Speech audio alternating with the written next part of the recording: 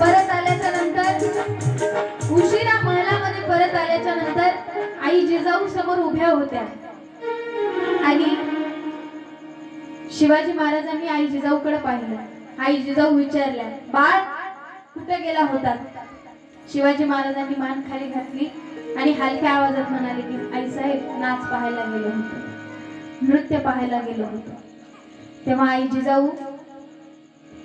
आई जिजाऊंनी एक असं वाक्य बोललं, एक असा शब्द बोलला की त्यावरून छत्रपती शिवाजी महाराजांच्या डोळ्यातून पाणी आलं। आई जिजाऊ म्हणाले की बाळा शिवबा, तुम्हाला जर नाचच पाहायचा होता, तुम्हाला जर नृत्यच पाहायचं होतं तर मला सांगायच्या होत्या, मी पायामध्ये घुंगरू बांधून तुम्हाला नाचून दाखवले असते।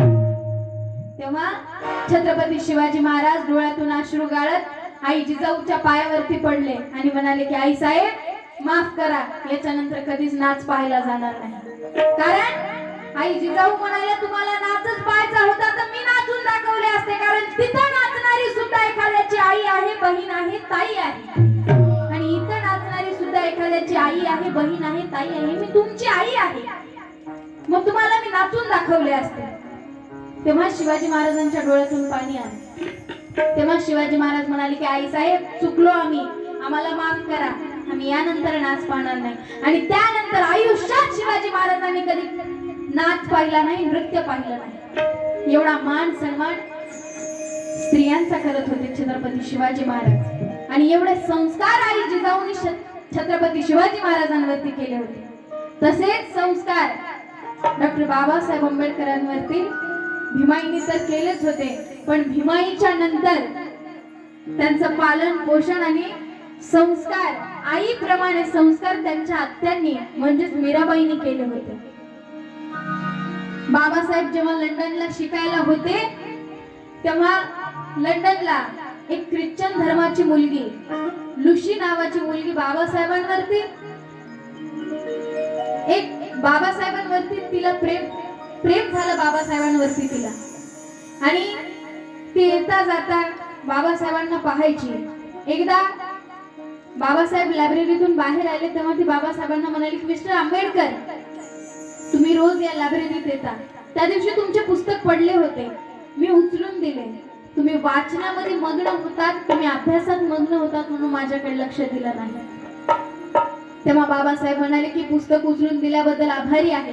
ती म्हणाली तसं नाही आंबेडकर, मला तुम्ही आवडता। बाबासाहेब म्हणाले आभारी आहे। ती म्हणाली आंबेडकर तसं नाही, मला तुम्ही आवडता, मी तुमच्यावरती प्रेम करते mister Ambedkar, I love you. तेव्हा बाबासाहेबांचं उत्तर काय होतं? ते म्हणाले की बाबासाहेब म्हणाले की चांगली गोष्ट आहे, एवढ्या परदेशामध्ये कुणीच कुणाचं नसताना एवढं जीवापाड प्रेम करणारी तुम्हाला बहीण मिळाली, धन्य झालं। असं ऐकून ती म्हणाली की आंबेडकर तसं नाही हो, मला तुमच्याकडून तुमच्यासारखा मुलगा हवाय। तेव्हा बाबासाहेब म्हणाले एवढ्या वादात कशाला पडतीस बाई, मलाच तुझा मुलगा मान ना।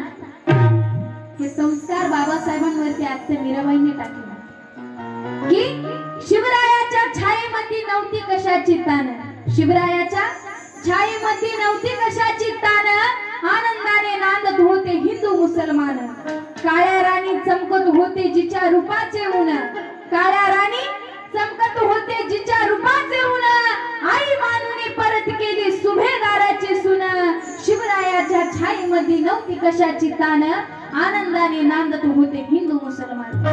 जसे शिवाजी महाराजांवरती आई जिजाऊने संस्कार केले, तसेच आत्या मीराबाईंनी बाबासाहेबांवरती संस्कार केले। इंग्लंडची ख्रिश्चन धर्माची लुशी बाबासाहेबांवरती फिदा झाली। बाबासाहेबांना तिने आय लव्ह यू म्हणल्याच्या नंतर बाबासाहेब तिला म्हणाले की तू माझ्या बहिणीसारखी आहेस, मी तुला आई मानतो, आई सारखी आहेस। हे संस्कार बाबासाहेबांवरती आईने केले होते। म्हणून